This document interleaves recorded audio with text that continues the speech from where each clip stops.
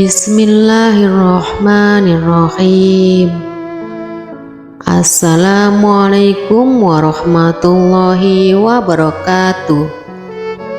Sholawat serta salam selalu dan tetap tercurahkan kepada junjungan kita Nabi besar Muhammad Sallallahu Alaihi Wasallam. Allahumma sholli ala Sayyidina Muhammad wa ala ali Sayyidina Muhammad.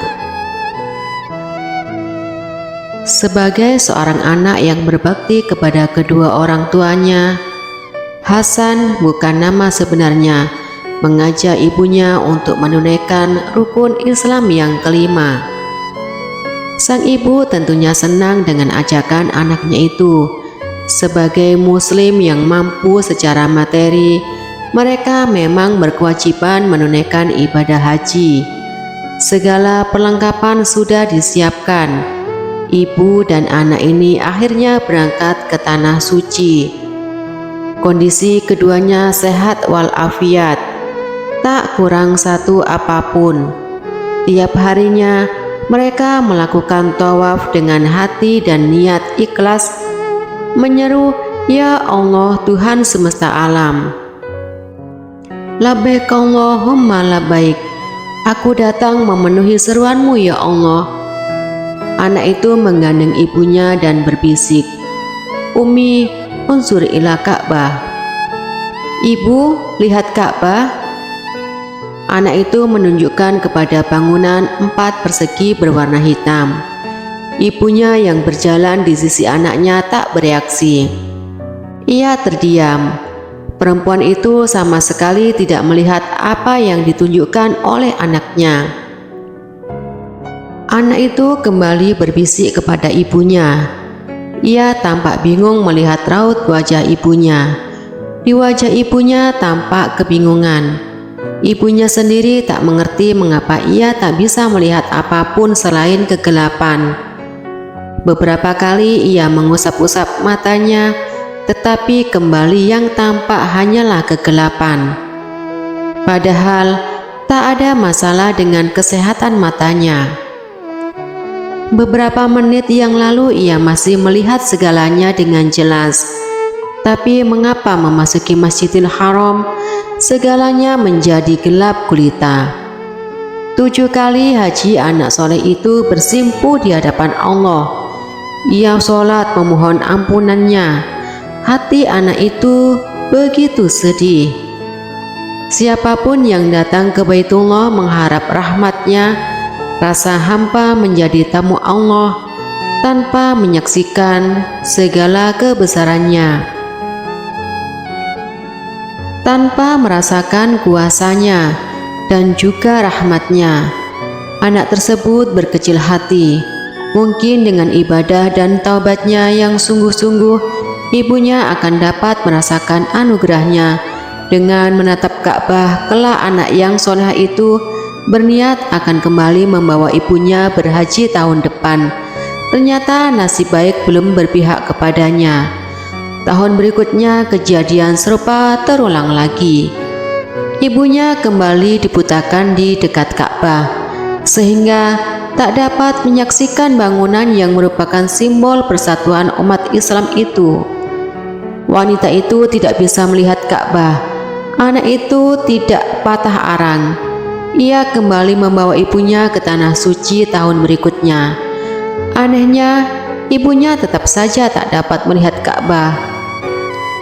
Setiap berada di Masjidil Haram, yang tampak di matanya hanyalah gelap dan gelap. Begitulah keganjilan yang terjadi pada diri Sarah atau ibunya itu. Hingga kejadian itu berulang sampai 7 kali menunaikan ibadah haji. Anak itu tak habis pikir.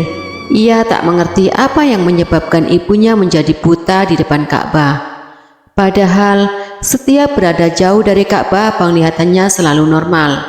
Ia bertanya-tanya, apakah ibunya punya kesalahan sehingga mendapatkan azab dari Allah Subhanahu wa Ta'ala? Apa yang telah diperbuat ibunya hingga mendapatkan musibah seperti itu? Segala pertanyaan berkecamuk dalam dirinya. Akhirnya diputuskan untuk mencari seorang alim ulama yang dapat membantu permasalahannya. Ia pun mengutarakan masalahnya kepada ulama yang soleh ini. Ulama itu mendengarkan dengan seksama, kemudian meminta agar ibu dari Ahsan tersebut mau menelponnya. Anak yang berbakti ini pun pulang. Setibanya di tanah kelahirannya, ia meminta ibunya untuk menghubungi ulama di Abu Dhabi tersebut. Beruntung sang ibu mau memenuhi permintaan anaknya itu. Ia pun mau menelpon ulama itu dan menceritakan kembali peristiwa yang dialaminya di tanah suci.